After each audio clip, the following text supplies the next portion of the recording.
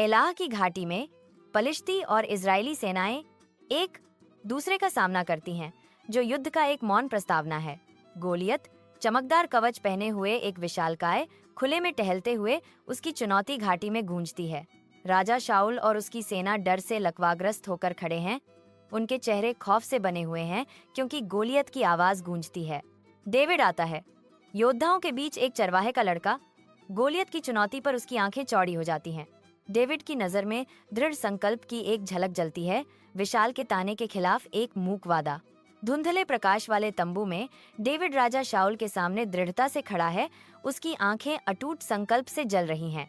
Sol David को देखता है, उसका भाव संदेह और अविश्वास से भरा हुआ है। तुम एक मामूली लड़का? गोलियात एक विशाल है, तुम्हारे पास कोई मौका नहीं है। डेविड की आवाज दृढ़ विश्वास से गूंजती है। मैंने अपने पिता की भेड़ों को शेर और भालू से बचाया है।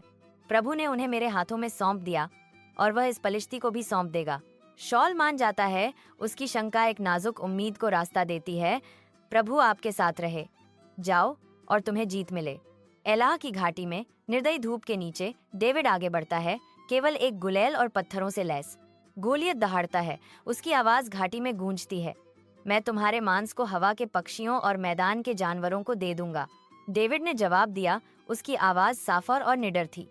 तुम तलवार, भाले और बर्छे लेकर मेरे खिलाफ आते हो, लेकिन मैं सर्वशक्तिमान प्रभु, इस्राएल की सेनाओं के परमेश्वर के नाम पर तुम्हारे खिलाफ आता हूँ, जिसका तुमने अपमान किया है।